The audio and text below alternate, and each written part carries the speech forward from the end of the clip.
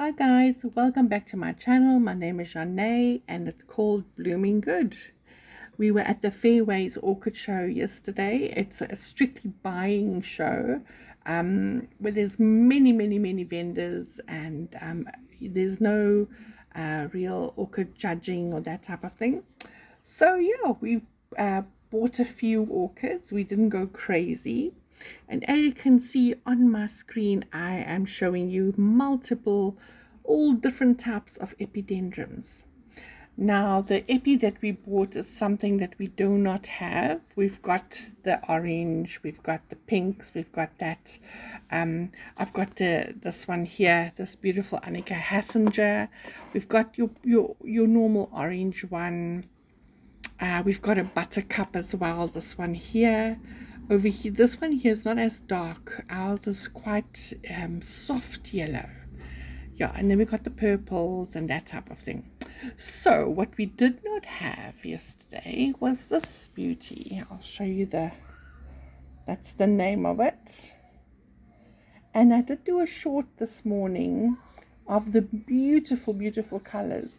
So it's a soft off-white, almost like a cream, with splashes of pink, and it's quite cute. It's very beautiful, and in the sunlight it shimmers, so it's got like glitter. I'll show you it is not here. I did look for a pic earlier and it's definitely not shown anywhere. We've even got this one here. It's very similar to this, but I'll show you the pic shortly. Yeah, so yeah. So there's quite a few, almost said a hell of a lot. But yeah, there's quite a few epis around. So epis is really, it's epiphyte. Okay, so for those of you that are not familiar with epidendrum orchids, they quite a large family, and they like hot growing conditions. So this is the one I was talking about. Okay, so indoors it's nothing to write home about, but when it's outside you should see the petals shimmer. It's like it's got glitter on its petals. Can you Sorry about that. Someone decided to hoot outside. But yeah, so you see its potential there. So this is the epi we got yesterday, and I think it's quite pretty. Right, so let's see. So it's quite a hardy plant. Like I said, there are epiphytes, and it says here the name epidendrum means upon trees in Greek, referring to the epiphyte growing habit of many species, which grows on trees, on rocks. However, some can be terrestrial. Okay, so basically, I'm not going to read about the description of the plants and so on. More about the guidelines for growing orchids. Okay, so epidendrums, they're a hardy genus. Okay, they most prefer bright light, sunlight, and even full sun. Now I've got mine, they grow in full sun in the morning, especially morning sun, and towards the afternoon they like in semi-shade type of thing, and they flower all year round. Let's see, so they say here prefers indirect sunlight or even full sun, encourages compact growth with more flowers. Too little light can result in leggy plants. That's correct. If they don't get too much sun, they do tend to look for the sun, so they grow tall and long little strands. Yeah, water regularly during the growing season. Allow potting medium to dry out slightly between waterings, reduce watering, and the cooler months. Yeah, that's what I do. Potting medium. Okay, so mine, I have a mixture. I mix, what do you call these things? This. I mix, oh, you know, my English is failing me today. But anyway, I take this is polystyrene, there we go. So I take polystyrene and I mix it with large and medium bark. And at the bottom of my terracotta pots, I put gravel. And then I put some of this down. And then I even mix some of the polystyrene that I break up in between my bark and everything else.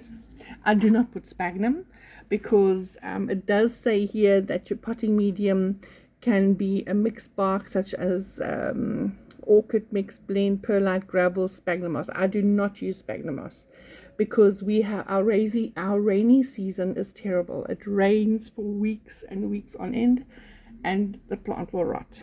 So that is how I do it here by us, and I've never had an issue. So yeah, they come in quite handy. So epis are super rewarding. They, like I said, they flower all year round. They come in various colors, and they're such a happy plant. You know, they always look beautiful in the garden, and you can plant them in between anything. You know, even if you have other plants, you can just pop these in between anything. I mean, we got bromeliads, and they grow in between the bromeliads even. So they're very easy growing. So you can have them in pots, you can have them indoors if you have an area which has got bright light. Like this lady's got a baby epi, like a kiki from an epi in a pot. This is in a pot, as you can see there, that's in a pot. But yeah, you can do it various ways. I've even seen there's a lady not so far from us. She grows her epis in the ground on the driveway to the entrance of her home, and it looks quite smart with the gravel and stuff. So yeah. Okay, so on to the next one. Okay, so our next one that we bought is the Encyclia Belensis. Okay, so this is the one here. This is the Encyclia. Sorry for my table, guys. I've been mounting and repotting and all sorts the whole day. So this is going to come out of its pot after it's bloomed, because it's got a spike here, as you can see. It's got a spike all the way down. Beautiful spike. And it's got beautiful, healthy pseudobulbs. Okay. So this one's grown on rocks, as you can see, just pebbles. And a little bit of sphagnum, but it's mostly just rocks and pebbles. Right. So this specific, this is what it will look like, the specific Encyclia. It will be brown. Let's see if I can get you some images. There's it there. Let's do a close-up. Let's do a close-up of this one. Right. Let's, you know, I thought they will show a picture of it, but obviously not. No. This is not what I had on my desk earlier. Let's get out of this. Right. Any case, so this is when you get the idea. So I do not have a brown Encyclia, and this one is going to be brown with purple stripes in the middle. Just trying to get you a nice photo. There, that one there, I think. I'm trying to show you the stripes, but I had a pic earlier, man. Should have just saved it, hey? Any case, but you get the idea. I do have a purple Encyclia. It smells like Fanta grape. This one, they say it's a very floral fragrance. Let's see. Just trying to get you the photo.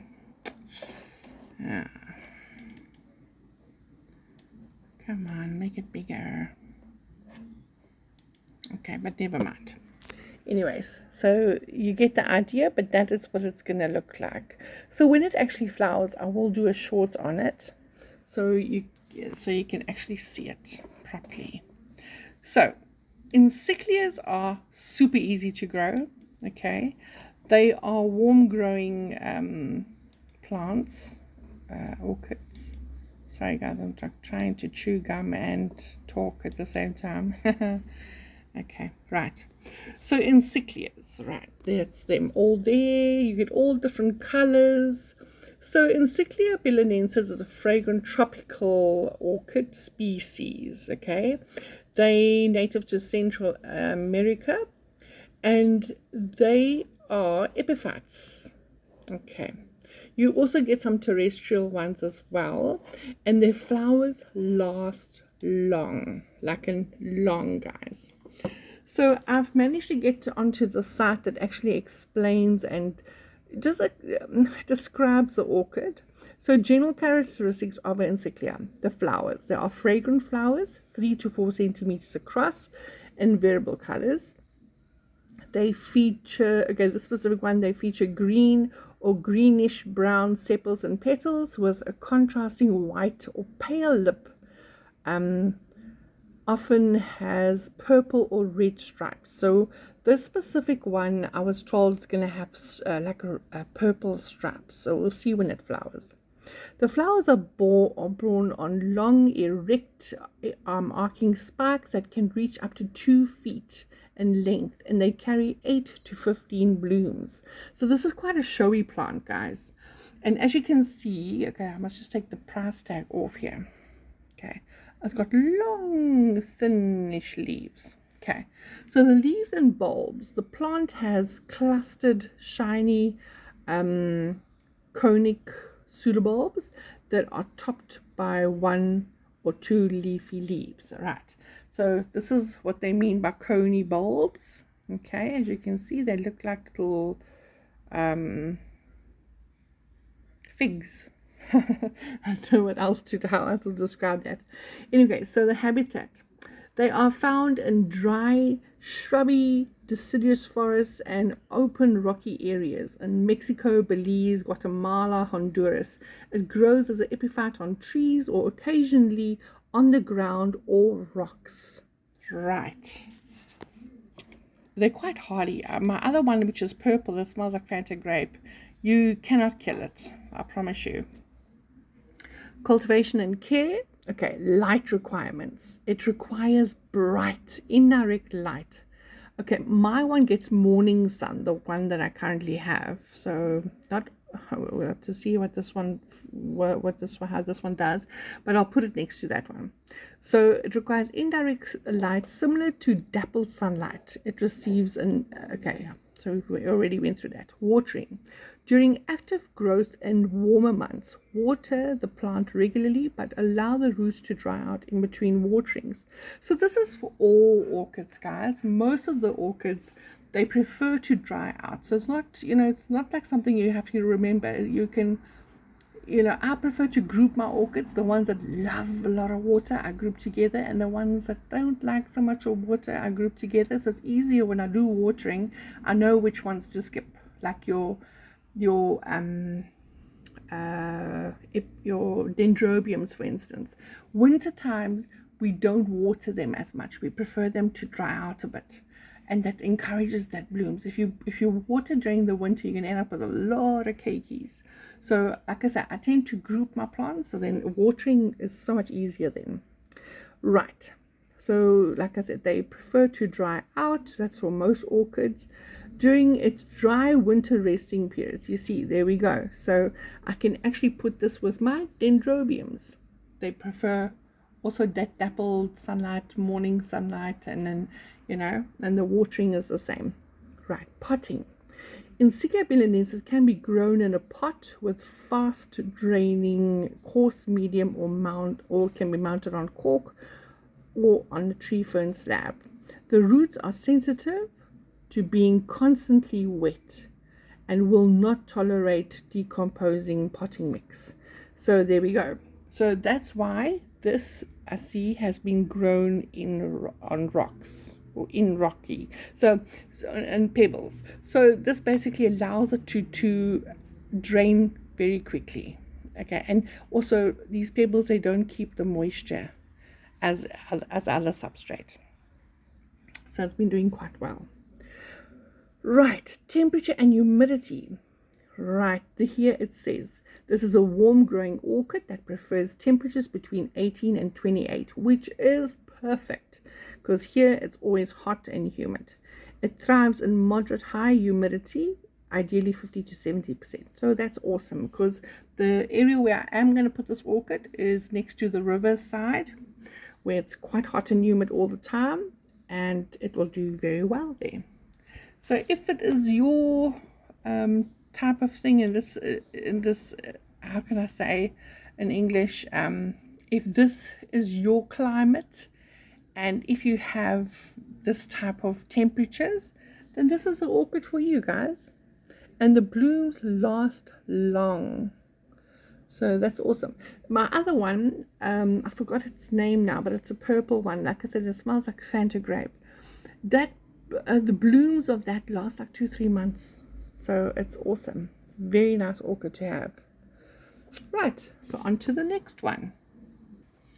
Right, so the next one I acquired through Plante is Maxillaria sanguinea. I hope I'm not crucifying its name because, like I said, English is not my first language, and yeah, that's why I'll just leave it there. So you can pronounce it any which way you'd like to pronounce it.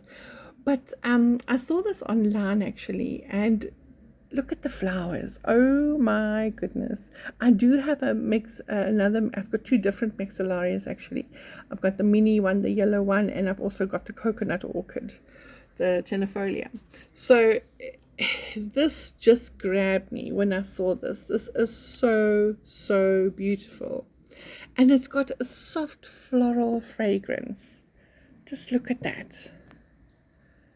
Imagine you have a pot full of these with a soft floral scent wafting through.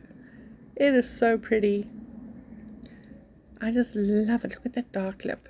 Now, okay, my light in here is not that great, but I'm going to attempt to like show you guys.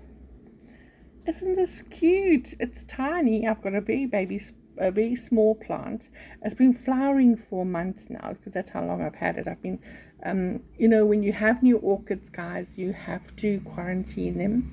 So it's been in quarantine. I've cut all the dead flowers off, and it's got a new one coming out there. Can you see the flower bulb coming out? And then, yeah, like I said, these have been flowering for over a month, so it is awesome. I just love the colors. So, and I know this is still a small baby plant, but look at the healthy pseudobulbs. It's beautiful. Like, I did let it dry out a little bit. You can see that looks like biltong there at the edges. But yeah, I'd rather have them a little bit dry than killing them with water, because I have a tendency to overwater these babies. So yeah, so look at that. Okay, so I think in the beginning they were this bright color. As they age, because this, like I said, this flower is like a month old, guys, so it does get a bit darker, and it does have a soft floral fragrance. So it's pretty cute. Yeah, so, oh, look at this beauty. Good heavens, imagine that in flower. Oh, my hat. Look at that. Oh, good heavens. Gorgeous. Right. Let's see what we can read up on these guys. Okay. So Maxillaria sanguinea, commonly known as the blood red maxillaria, is an epiphytic orchid known for its compact, glossy foliage and fragrant waxy flowers. So there we go. Very short and sweet their description. I'm not going to read the whole description because, I mean, you can look at the flower, you can see what the flowers look like. They're waxy, they're striking. The foliage is this beautiful lime green. Look at this beautiful colors. So yeah, I'm not going to go through all that you can Google on your own. So I'm just going to go over what these orchids need. And if you have this type of humidity and lighting and whatever this orchid needs, then this is for you. So light, provide bright indirect light, avoid direct midday sun which can scorch the leaves. Okay, that's like a no-brainer there. Now temperatures, our summers are super hot here in Durban. I live in Durban, South Africa. If I haven't mentioned that, guys, if you're new to my channel, I live in Durban, South Africa. I do not have a hothouse, a greenhouse. I grow outside under a pergola. I've got 2 pergolas actually, and yeah, they are exposed to the elements, and yeah, so that's how I grow my orchids. So if they are not tough as nails, they will not survive here. So I do not grow finicky things. So temperatures, summer daytime temperatures 29 to 31 and nighttime temperatures 20 to 22. So okay, so summertime I will have to water a little bit more because our summers can get up to like 30, 36 sometimes. The humidity is like super high as well. So yeah, so summer daytime temperatures, ours is a little bit warmer, but I will put it in a nice spot where it can get a bit of bright light and not in the sun. So winter daytime temperatures 28 to 30, so that's perfect. Nighttime temperatures 19 to 21. Okay, it does get a bit chilly here at night, so in winter I will have to move it where it gets a bit of a morning sun to get up to those temperatures, because here our morning temperatures can be like 8 degrees in winter. So yeah, and this is 19 to 21, so it's not going to love winter, which my Vandas hate as well. My Vandas all have taken a knock this winter. It's been very cold, and yeah, but they'll perk up again. Any case, so the species does not require a winter rest period, so that's cool, but slightly less water is needed during the cooler months. Well, it's also a no-brainer. We do water less in winter. Water frequently during the active growing season, but ensure the medium drains very well to prevent root rot. Right. Let the medium dry out slightly between waterings. As the new growth matures in the autumn, reduce the frequency of watering.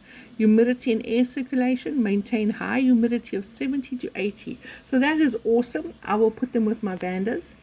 They'll be like on a little ledge there underneath my Vandas. So yeah, that will be perfect. High humidity requires good air movement to prevent fungal diseases. You can use a fan to create gentle air circulation. There we go. So it's quite a difficult orchid. I'm sure it will do well here. So growing medium, use a well-draining substrate to allow for frequent watering without the risk of rot. Suitable options include medium-sized fir bark, shredded tree fern fiber, or mix with coarse perlite and charcoal. You can grow this orchid in a pot or mount, especially on slated baskets. Oh, okay, I don't know. Well, yeah, I didn't think of a basket. I was going to mount this puppy. I was going to put it in one of Tammy's cones. But now I'm thinking I do have a smallish basket, but I think the basket will be a little bit too big for it. That's quite small. So maybe, you know, when you read things, you know, you get your creative juices flowing and you can imagine it in a certain thing. Yeah, any case, let's move on. Use a balanced formula during the main growing season. Switch to phosphorus rich formula. Okay, sorry, I was going to the fertilization section.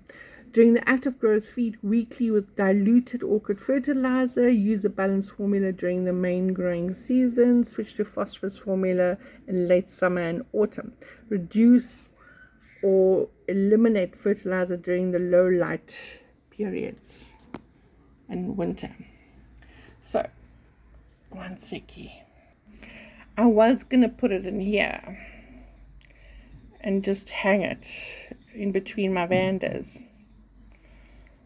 But now I do have a basket, guys, but the basket's a bit too big for it. I do have a smallish basket. Let me show you. Oh, let me put this down. Let me just grab this. Oh, I have to just stretch. See, this is the basket. I do have a basket for it. I do prefer Tammy's mount though. I don't know. Let me know what you guys think. The mount or the basket. Then I'll just put some coir in here. Yeah, put some coir with some finer polystyrene and some mixture of sphagnum and fine bark. Yeah, I kind of like the this though, because this is quite a nice size for it, and it will have lots of air moving around its roots.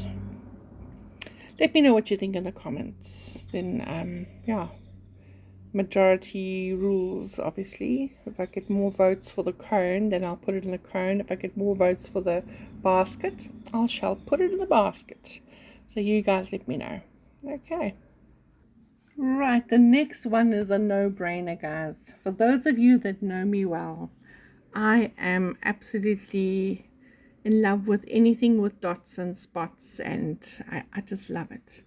So I do have something similar to this, but I don't have the orange, and I've been hunting for this orchid for quite some time. I saw it when the Nature Company was still open, and then I told myself I was going to go back before they closed, because they sold their business.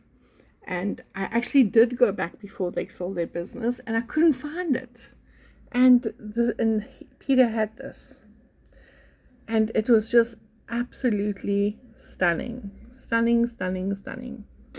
So I'm gonna put this in one of Tammy's the price is still on here. I'll take it off just now. So it's called Cattleya Jungle Eyes, as you can see. Oh, sorry, it's got like focusing issues, but yeah. So it doesn't have a ho-ho. It doesn't. This is the way I asked when I purchased this. I asked Amalia. I got this from Amalia, and all the leaves have got speckling on it. And this is how the orchid, this specific orchid's leaves are. It's got some reddish tint in it, and it's absolutely normal. So it doesn't have a bug or anything, and it's got beautiful roots at the top. Beautiful new roots. And this is also grown in rock or small little pebbles for easy drainage. All this is rock. Yeah, so this is what it will look like. Cattleya Jungle Eyes, and it is gorgeous. And I did not know. I actually, when I actually read through some of the care instructions, I don't know which site it was. One of the sites said that the spots is not determined through the parentage. Okay, yeah, you will get spots, but the amount of spots all depends if it's getting the correct light. I did not know that. So I just thought, oh, you know, it's in the genes. It's gonna have either more spots or less spots, or, you know. So one of these, I don't know if it's the site, but it spoke about the light requirements, and it said that if it gets low light, not enough light, you will not get these spots. Not like so densely, like not as dense as this. So that was quite interesting. Okay, so Jungle Eyes. Cattleya Jungle Eyes is a fragrant, striking hybrid. I do concur with that. Known for its spotted, exotic appearance and bright, colorful flowers. Okay, it is a cross between Cattleya Jungle Elf. Oh, I do have Jungle Elf, and Cattleya. Okay, I don't know the second one. Eclandia. Oh God, I can't. Sorry guys, I cannot pronounce these things. Right, characteristics. Its flowers, medium-sized flowers, are typically yellow or orange or with dark brown or magenta spots that resemble leopard spots. The contrast with the prominent, often magenta colored lip is very distinct. Blooms are waxy, sturdy, long lasting. Fragrance. It produces a pleasant, sweet, and slightly citrusy floral scent. That's awesome. Growth habit. This is a compact space saver variety that can produce both bifoliate. Okay, bifoliate means this. That's bifoliate. It's got 2 leaves, okay, or 1 leaf. So it's got both actually. It's bifoliate and it's got one. Any case, so it's considered a relatively fast-growing Cattleya hybrid. Fantastic. Foliage. The leaves may develop purple spots if exposed to bright light. So the spots on the leaves is absolutely perfect. So it was exposed to bright light, which the orchid needs. So that's cute. Right. Okay, let's go down. Care guide. Light. Provide bright indirect sunlight with morning sun preferred. If you're growing it inside the house, a south or east facing window is ideal for indoors, possibly with a sheer curtain to diffuse the intense light. Too little light will prevent blooming, while too much can cause sunburn. Okay, that's no brainer there. Watering. Allow the pot medium to dry out almost completely between waterings, thoroughly with room temperature water, and ensure the pot drains fully to prevent root rot. It is better to underwater than overwater, most definitely. Temperature. The orchid thrives in intermediate to warm conditions with an ideal daytime range of 20 to 27 and provide day to night temperature drop of at least 6 degrees to help encourage blooming. Humidity. Maintain moderate humidity levels, 50 to 70%.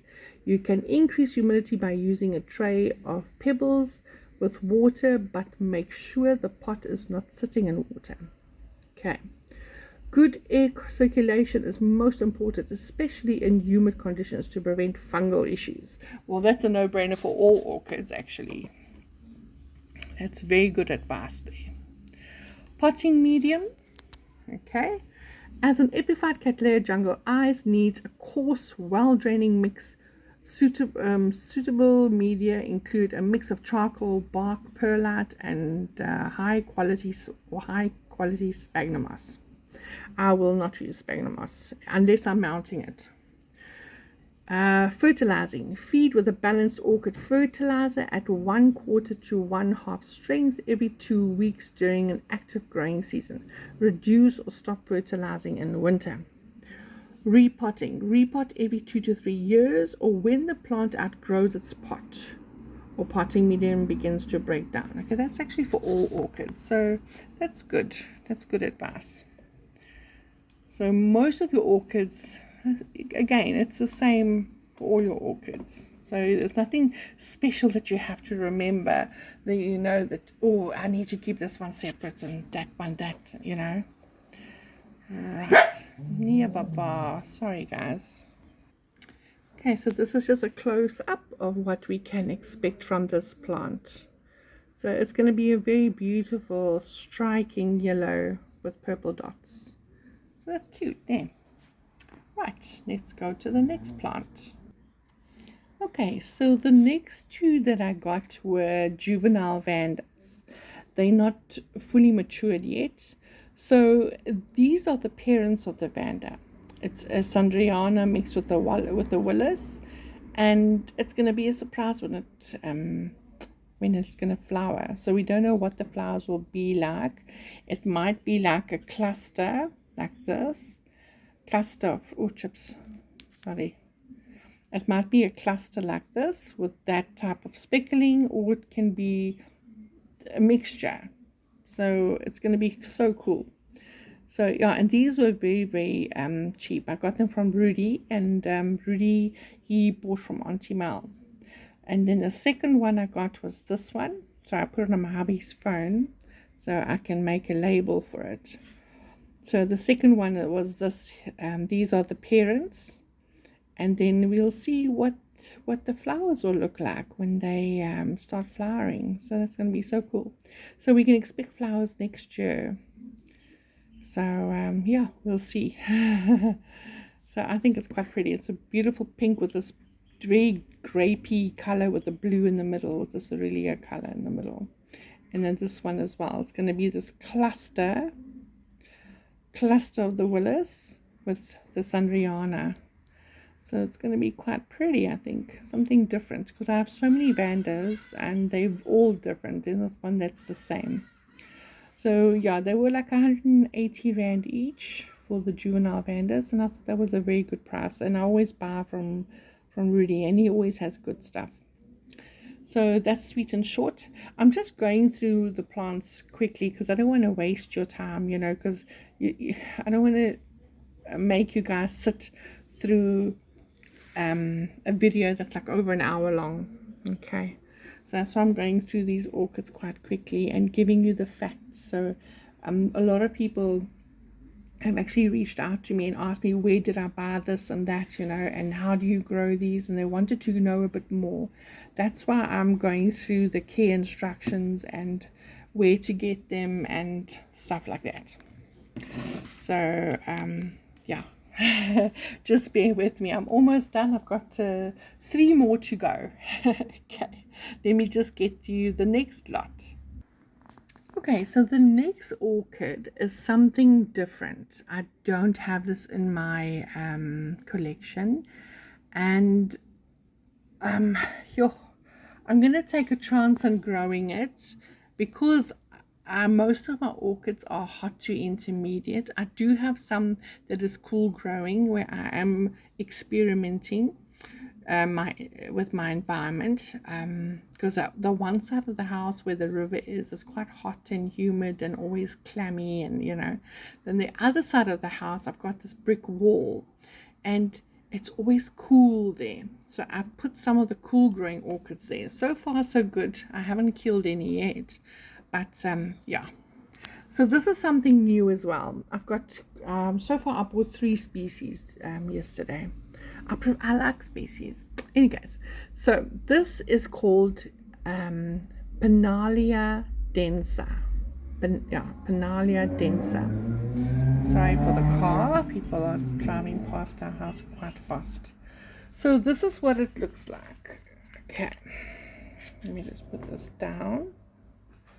So I've bought one of Tammy's pots for it, and this is what it looks like. Okay, so the leaves are quite thin.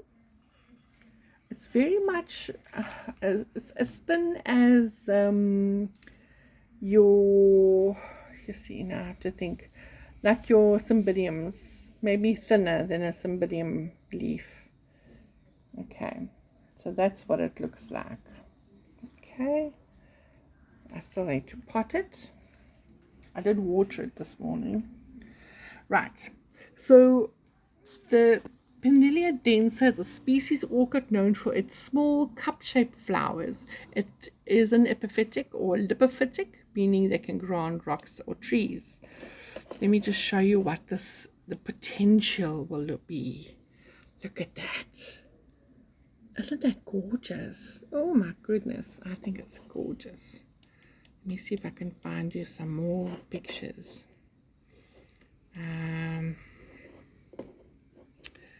Let's see. Look at the close-up. So it's got tiny, tiny, tiny little orchid flowers everywhere. It's very similar to one of my bulbophyllums. It also makes a spike with tiny, tiny, tiny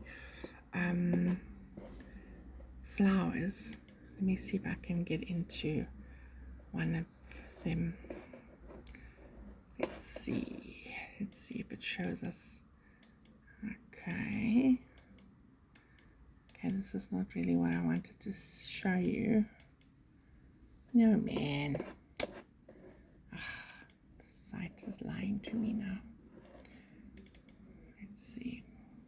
Oh wait, hang on, now I get it. It's quite pretty, look at that.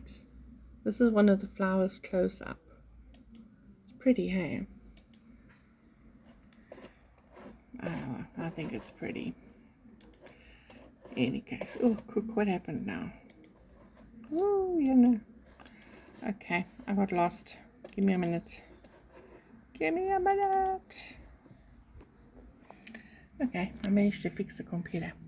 Right, now, it's got pseudobulbs, okay? It's tall and cylindrical. As you can see, they are tall and cylindrical. There they are there, the pseudobulbs. Tall and cylindrical with leaves clustered at the apex. As you can see, there's it there. Can you guys see in the light there? Right. Then, okay, it goes through explaining what the leaves are like, the flowers, purple brownish markings, sepals, petals. Okay, we're not going to go through that. We want to know how to grow this orchid. Okay, it is found in Southeast Asia, West Malaysia, Thailand, Cambodia, Borneo, Philippines. So these are all hot, humid countries, which is perfect. Okay, so it's found in forests, typically grown as epiphytes on large trees near streams. So that tells me it wants humidity. Right, now we're getting into the cultivation and care. Light requirements requires bright but indirect light. Direct midday sun should be avoided, okay, because your leaves will burn, so that's a no-brainer. Then it says watering. It likes to be kept moist during the active growing season. That's for most orchids. So again, you can put it with your other orchids that's got the same growing needs. Then it says here, okay, you should allow it to dry out slightly. That's also no-brainer. It's all your orchids prefer that. Then your temperatures prefers cool temperatures. Now here, intermediate to cool.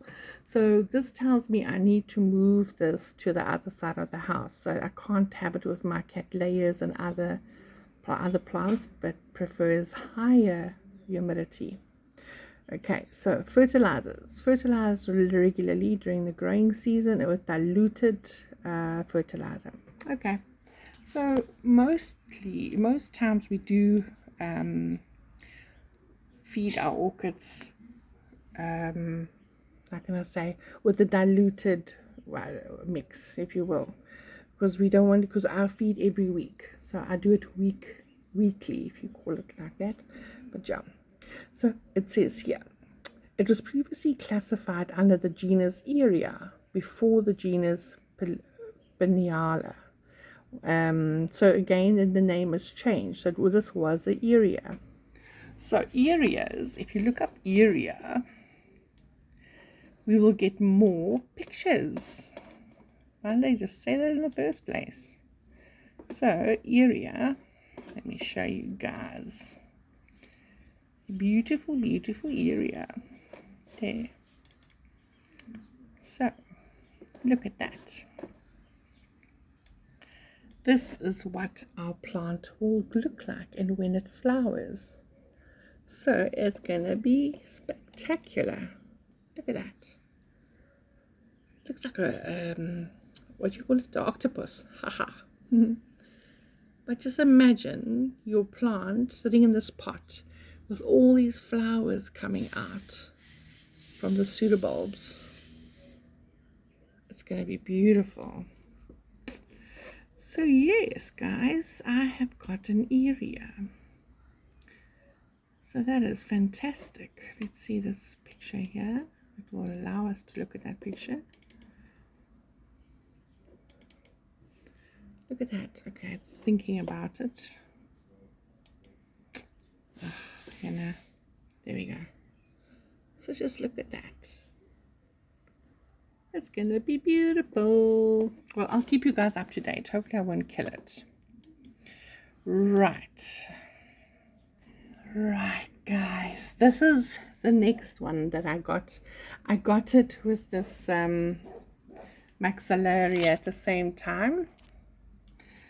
So this is Phalaenopsis tetraspis Cerealia Wilson.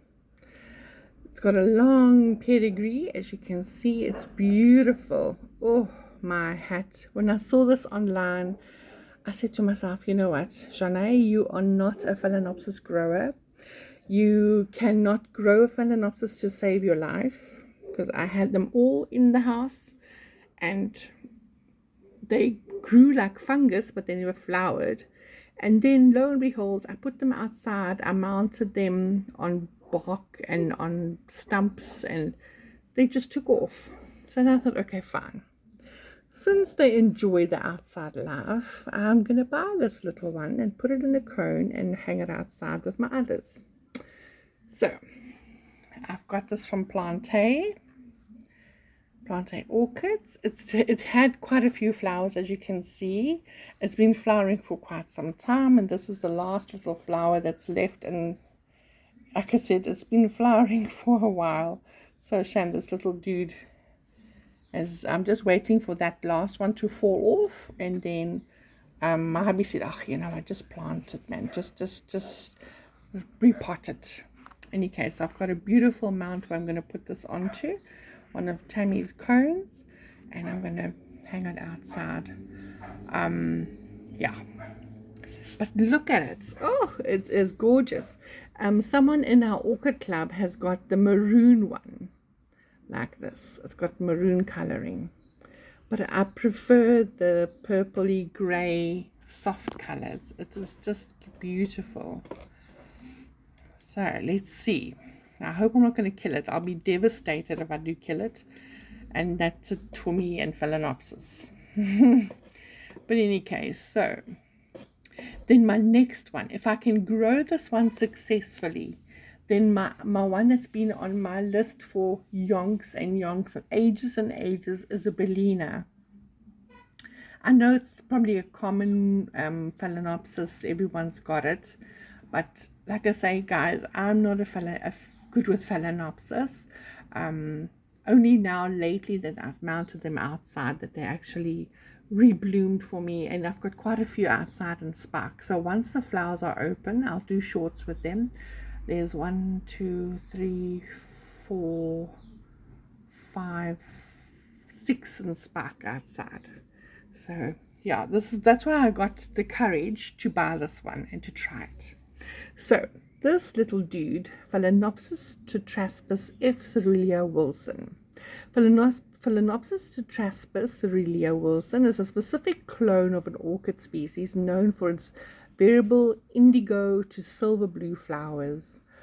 I love blue. The F dot Cerealia refers to the rare color form of the species that produces the blue flowers. The Wilson part of the name refers to a specific clone or cultivated variety which is known for its desirable traits and is propagated through the meristem cloning. Okay, so that's just probably a bit of history. Now I want to know how to keep this thing alive. Okay, so characteristics: flowers, the blossoms are typically 1 to 1.5 inches across. The petals and sepals are colored in lighter indigo blue or silver gray, often with white tips. A unique characteristic is that each new flower can have a varying amounts of blue pigment, so not every flower will look the same. The fragrance: this flower has a light, sweet fragrance. I have to admit, I did not smell anything, even when I got it, when it had more flowers. I don't know if this one has a fragrance, but I don't know. Flowering: if it blooms on and off for several months during the spring and summer. The flower spikes can rebloom for consecutive seasons, so they should not be removed unless they turn yellow or dry up. Oh, that's interesting. So it's like Psychopsis. You don't cut the stem off because it can rebloom.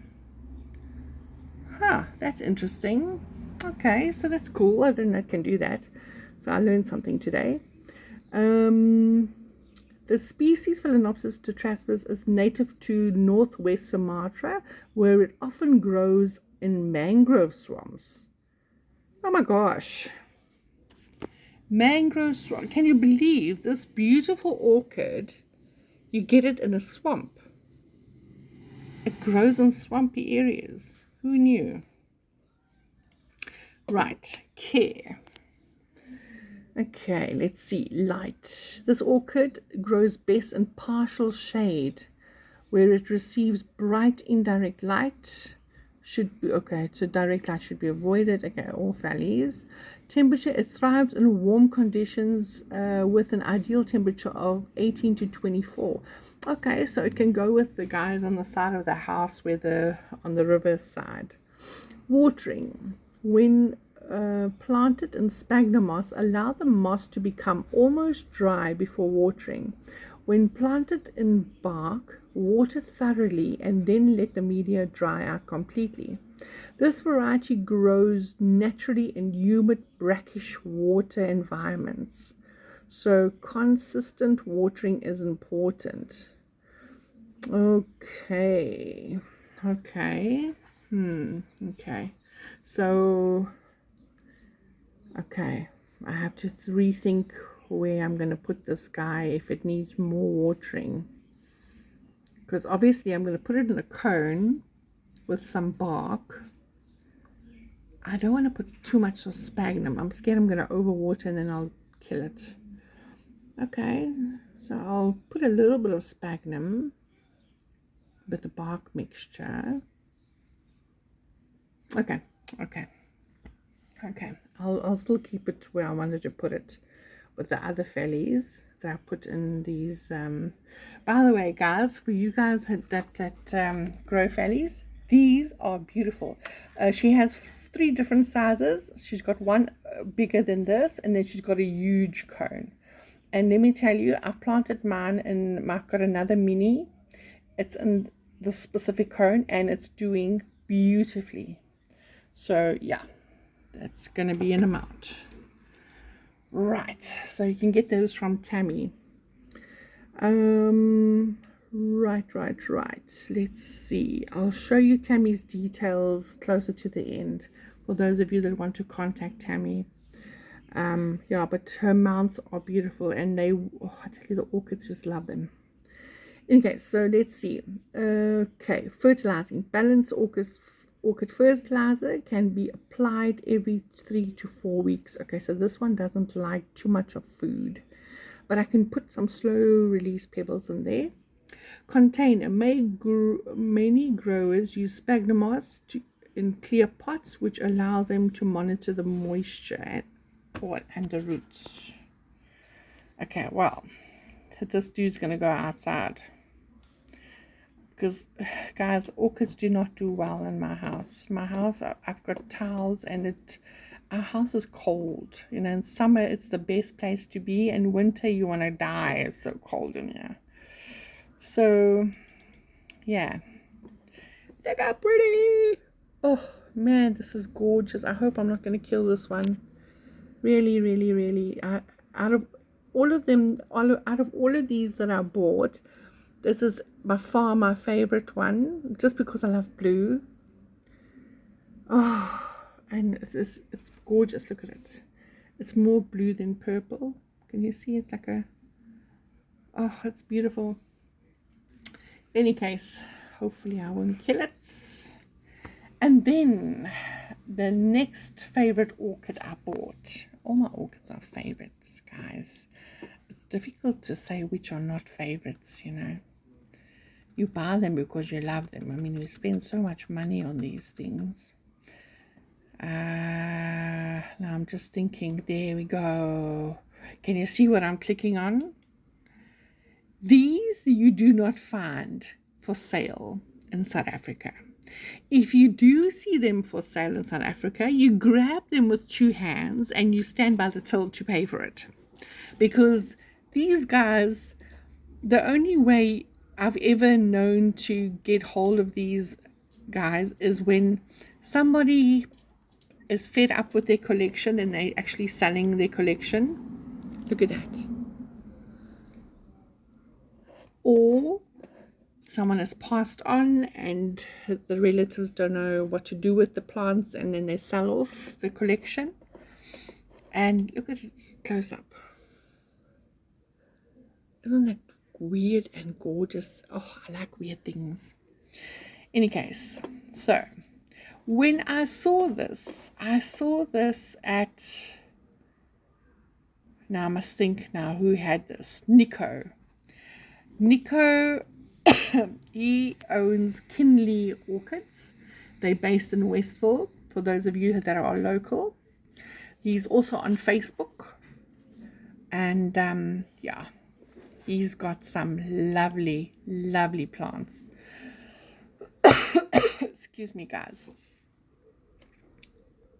Oh, excuse me, sorry, I had to just pause for a minute so I can cough. But yeah, absolutely magnificent. And look at it. It's already mounted. It's already plug and play, if you will. It's got new roots. It's got, see the pretty new roots there?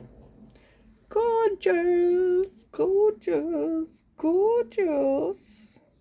Healthy pseudobulbs. Fantastic. Absolutely fantastic.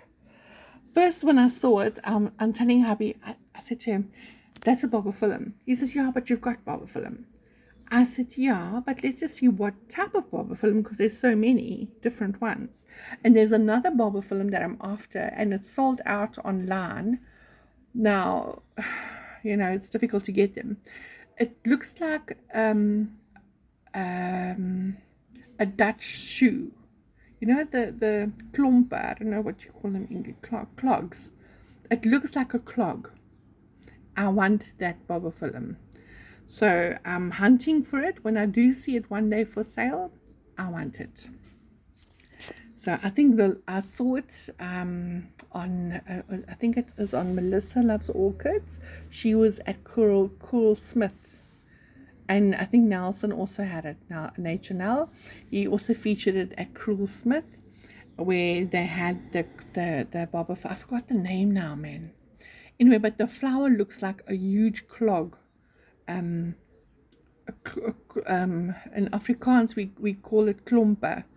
It looks like you know, those Dutch shoes, the traditional Dutch shoes, klomper, clogs.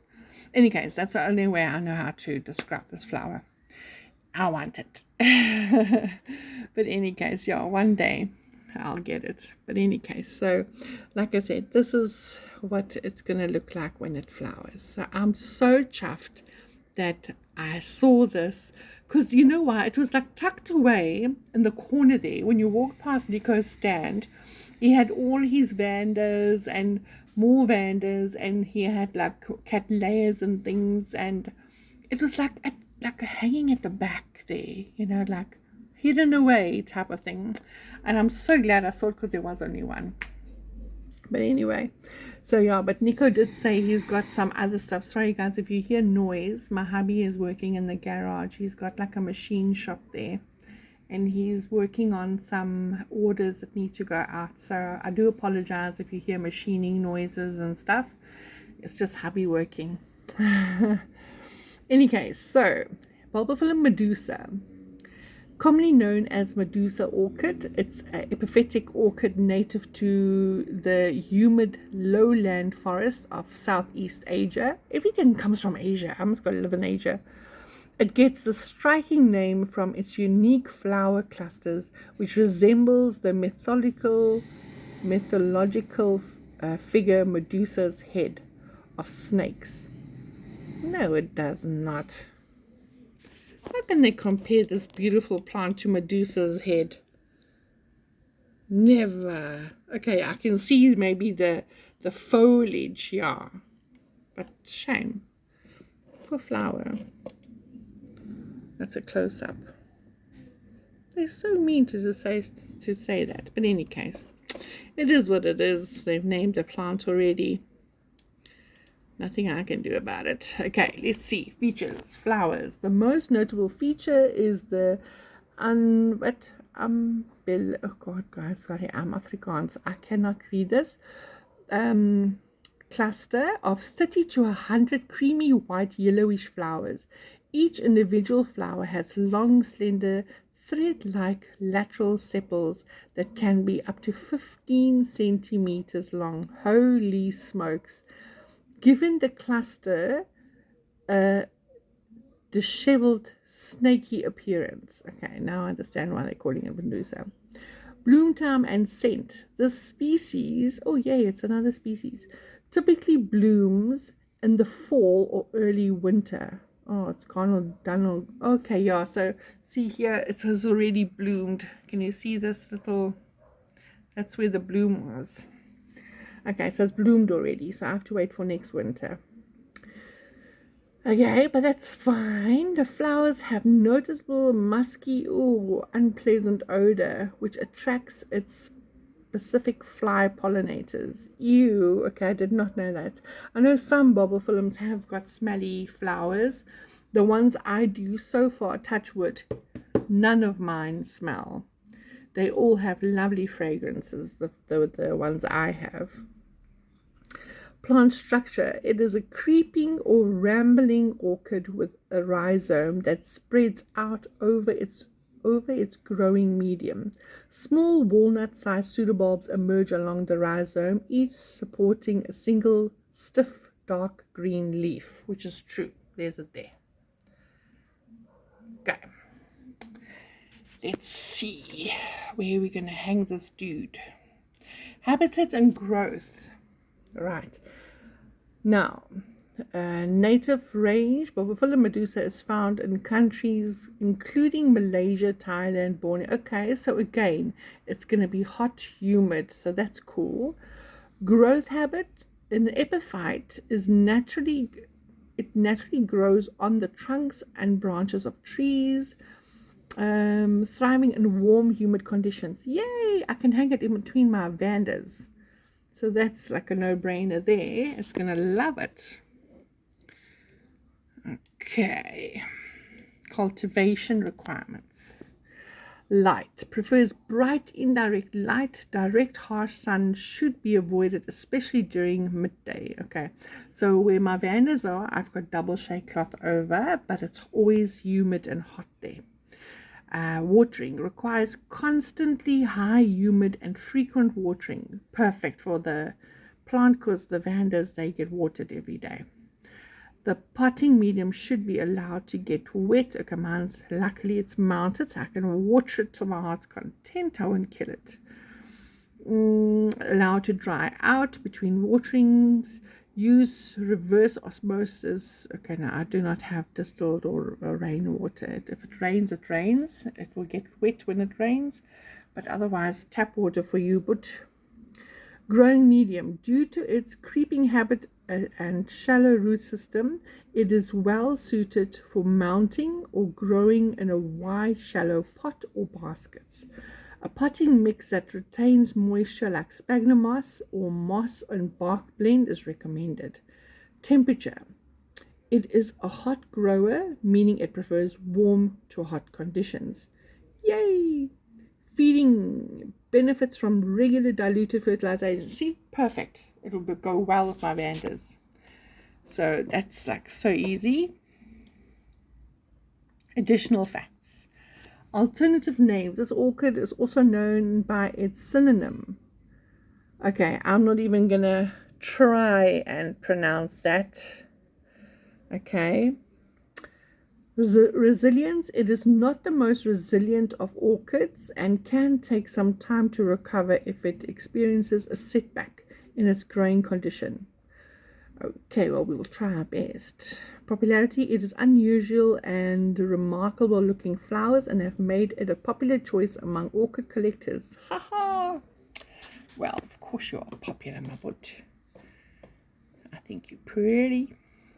I saw this, somebody in the Durban North Club.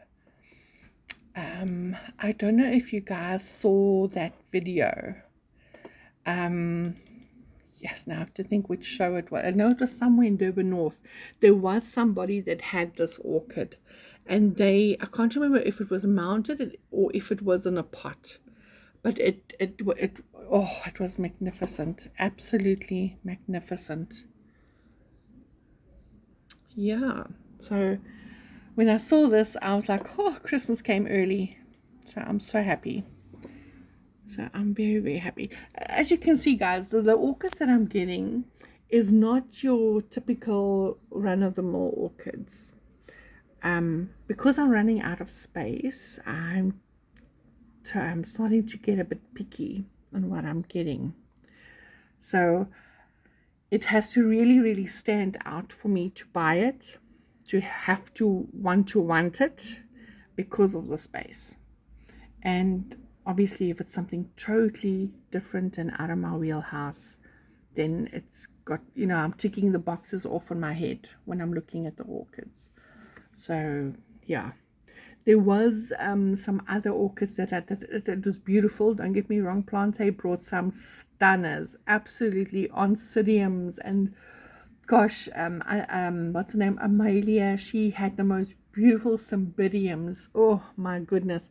And I'm thinking to myself, you know what, I've got 6, I had 10, and with the rains that we had, with the floods and all that nonsense at the beginning of the year, I lost 4 of them. So out of the 6 that I've got left, only 1 bloomed. Oh, sorry guys, let me just put you on mute. Okay, so she wasn't gonna make a big noise.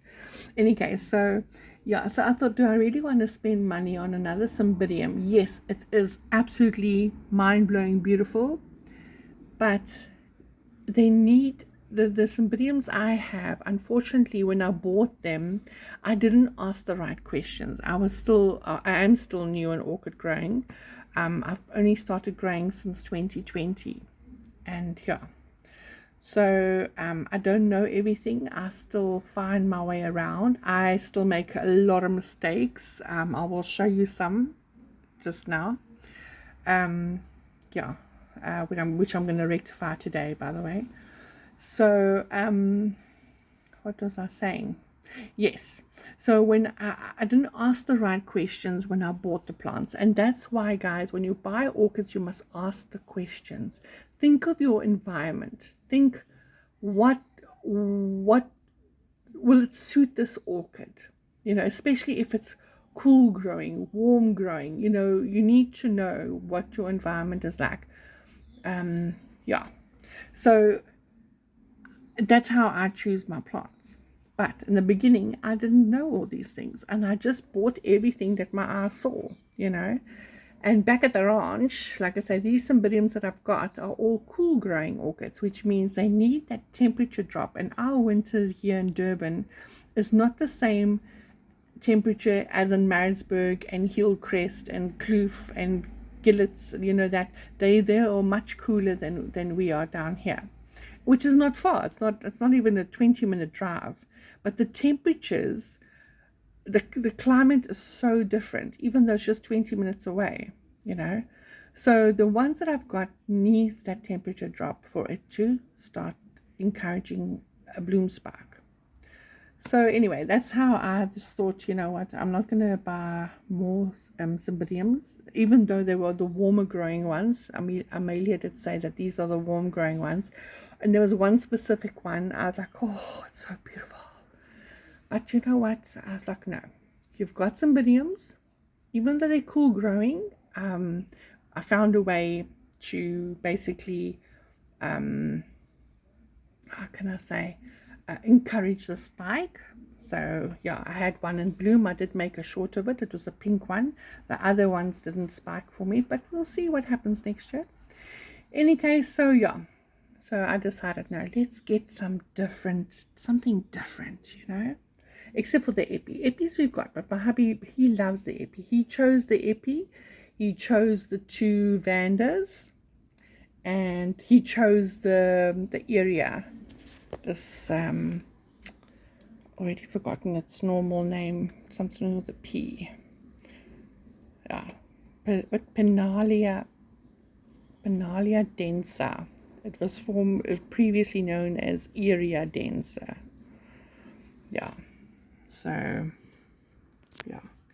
Anyway, so he chose this one, and he said, you know what, love, you don't have this one, try something different. So I said, no, I was actually leaning towards it, and I haven't had a chance Oh, excuse me, I got hiccups.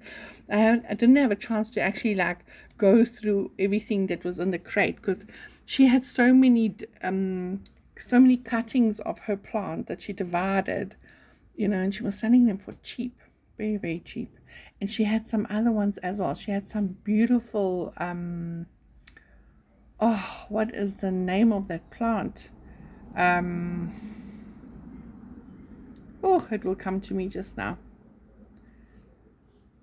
Oh, anyway, she had a lot of different plants, different cuttings and stuff, and they were going so cheap. And normally, if it was me in the beginning, I would just take one of each and just try them. I thought, no, I need to revamp the garden. It's tomorrow's first day of spring. Happy spring day, guys. And yeah, so I thought, no, I need to revamp the garden. I need to think about this smartly, So yeah, then that's how I chose my plants. So yeah. And then oh yes, guys, there's going to be another silent auction. Woo! I think it's going to be in October. I can't remember now, October or November, at our auction club. Our Orchid club. Sorry, guys. I'm like so excited. Yeah, I love those things. Any case, yeah.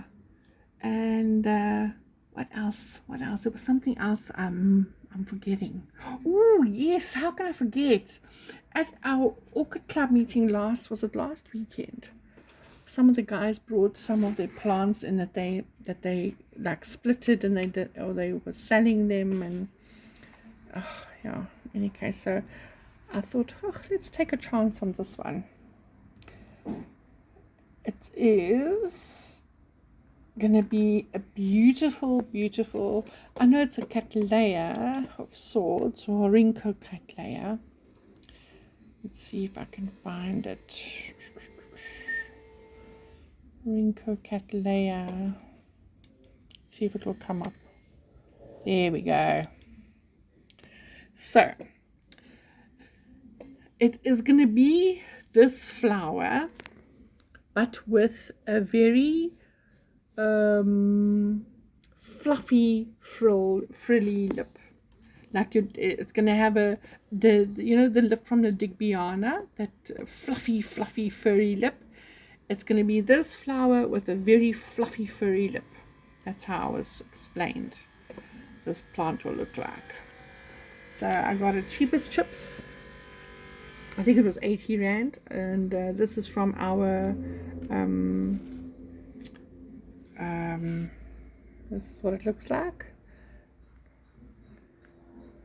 So it was split, and yeah, they sold it. So I'm going to mount it, and hopefully it will flower for me. So this is what the plant's going to look like with the Digbyana frilly fuzzy lip. So I'll keep you guys up to date when it does flower. So that plant belonged to Jimmy. He is our chairman from the Orchid Club. As you can see, I did try and look it up. It's going to be like, see there, your Digbyana lip, that frilly fuzzy lip. So yeah, imagine that stunning plant with a frilly fuzzy lip. So that's what we can expect.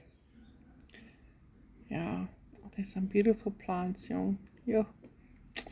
Anyway, I do have a Digbyana, and I do have a Digbyana with some pink in it as well. So it's gonna be pretty when it flowers, something like that. I'm guessing it will look something like that. So we shall see. Oh, there's another one. Something like that. So it's going to be pretty, but I'll keep you guys up to date. In any case, I hope you enjoyed my ramblings. And, oh, this is stunning. Look at that color. Gorgeous. In any case, so yeah, like I was saying, I hope you guys enjoyed my ramblings and talking nonsense and all that. I tried to keep it under 40 minutes, but I see it's already gone over an hour.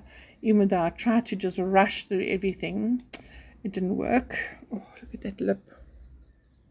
Oh, is this gorgeous? What is this? Rinco Cattleya Victoria. Oh, good heavens. I would spend money on that. Shoo, shoo, shoo. Let's visit that site. Sorry, I'm looking at things I should not be looking at. Oh, look at that.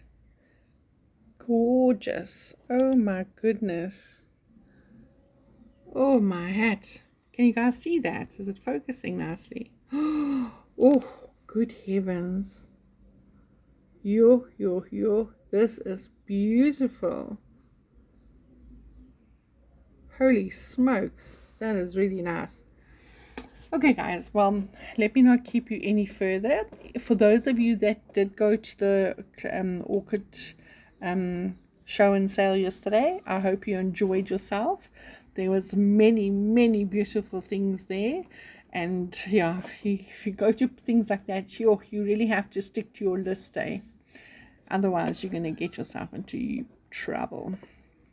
But yeah, I hope you guys enjoyed yourself and enjoy your orchids. If you have any questions, any suggestions, please, I'm all ears. Yeah, I'm happy to, I always reply to anyone that leaves me messages. I always reply to you guys. Yeah, and let me know if I need to, if I should plant that one orchid in a basket or in one of Tammy's terracotta pots. But I actually think I'm leaning towards this because I just think that basket is a little bit big, you know. Well, the plant is still quite small. But let me know what you guys think, and like I say, I'm quite happy to accommodate you guys, and I'll keep you guys up to date. Yeah, and if you don't hear from me, I will be a bit busy. Yeah. My hubby sold all his pythons, so now I've got the reptile room that I can revamp into my own little orchids show space, and it won't be so cluttered as this little space I'm got now here in our library, because there's not much space here in the library. Yeah, so I'm gonna have my own little space where I can do videos and things, and I can actually show my plants off a bit better. And yeah, so but I'll need to paint and all that first. So yeah, and then next weekend is out because Sunday morning, you know, you guys, I've spoken to you guys that I want to do I want to learn how to become an orchid judge. Not just to become an orchid judge, I want to learn how to look after orchids. What do we need to look for specifically to, you know, to grow these orchids well, you know. And it's just for myself, you know. So yeah, anyway, so classes are starting next week Saturday, so I'll be busy, and then hopefully on Sunday I can start painting the reptile room, or I'll go buy curtains first. I've got some ideas. Yeah, so hopefully the next time in my next video I'll be in my new space, and you guys can tell me what you think of my new space, my orchid space. Anyway, guys, yeah, it will be lovely to hear from you guys. Tell me what you think of my selection that I got. Yeah, if anything stood out for you, or yeah, anything, I'll be happy to reply. Oh, and I never showed you guys my troublesome orchids. Oh, never mind. It's not a train smash. It's just that I mounted some stuff, and I wanted to see. I don't know if you guys watched the Nature Company, right? He filmed when our orchid club was at Blackwoods, and they did like a mounting presentation, and Lance and Jimmy said, if you're mounting orchids, you put your sphagnum moss, you put the orchid against whatever you're mounting. Like if it's bark, you put your orchid against the bark, and then you put your sphagnum, and then you tie it. And I thought, okay, yeah, I can understand that because the roots must attach. But then I thought, you know what, the orchid that I was attaching had very fine roots. So what I did was I put a bit of sphagnum on the mount, and then I put the orchid, and then I put more. No, I didn't put more sphagnums. I just put the sphagnum moss, and I put the orchid on top, and then I wrapped the orchid to secure it. Well, let me just tell you, the orchid is making it, it's growing new roots, but it's not happy. The leaves are leathery, it's dry. So yeah, it's got some issues. So I need to water more. Okay, and I did water. I only watered on Wednesdays and Saturdays because it's winter time here. So I did water a bit less than usual. So I need to pick up my watering, and I'm going to actually I'm soaking sphagnum moss as we speak. I'm going to put more sphagnum moss over it and then wrap it again and see if it won't help it. But yeah, oh, excuse me guys, I got hiccups.